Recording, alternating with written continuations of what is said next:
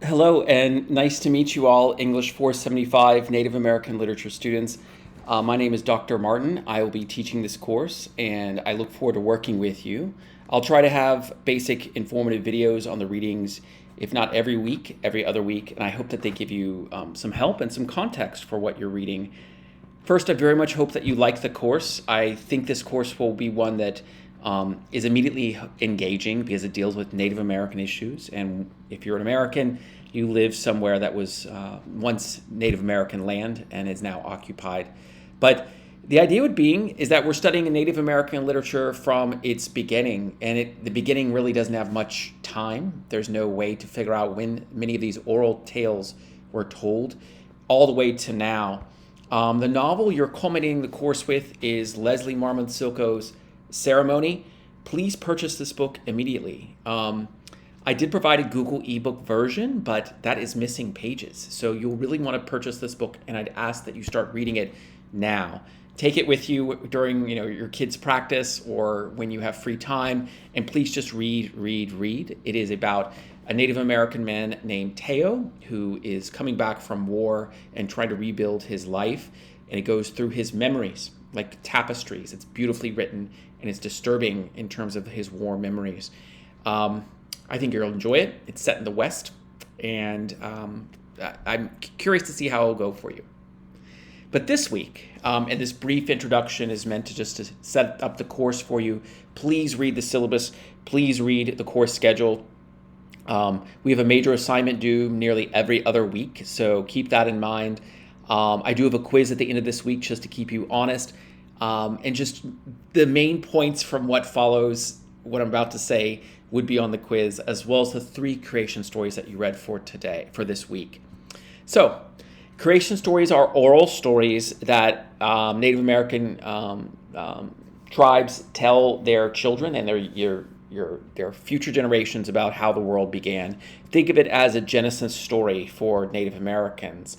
The 3 you're studying are the Salinan, which is from Central California, the Iroquois, which is upstate New York, and the Cherokee, which is Western North Carolina.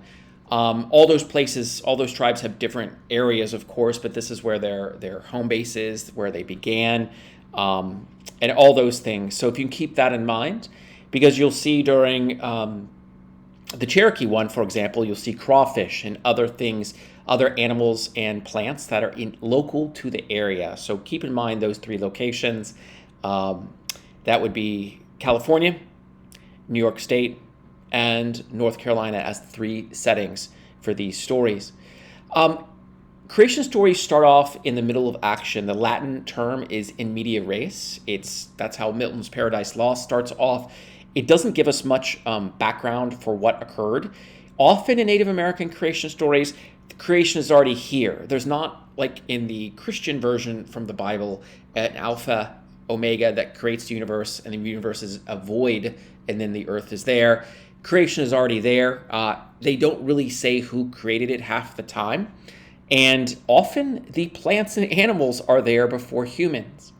The Salinan tale is one of the few stories that features, some of them do feature procreation. I'm incorrect there, but it's a strange version of procreation between a woman and an animal. And finally, there's a repetition in these tales. They finally get it right after multiple times, and it's usually often the number 3 that you see going on there. The Cherokee story is one that sets up Galulati, if I'm pronouncing that correctly. It's their other world where the world is inchoate and it's unformed. Instead, they use an animal, a water beetle, to bring back mud onto the earth. You'll see that as well in other tales, like the one with the turtle from the Iroquois.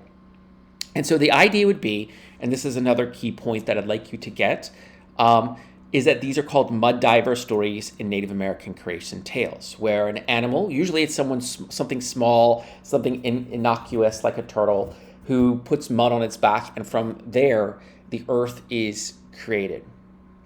Mud diver tales are one of the main 2 Native American creation story types. The other type that you should know about I don't know how to describe it. It's like darkness to light. The world is a dark void, and then there is like literally light, and creation begins. It sounds familiar probably to other creation myths that you've heard. So the two you want to know about would be Mud Diver and Darkness to Light creation tales. So those are the two versions that we're dealing with here. Each of them are supposed to explain how the world came about.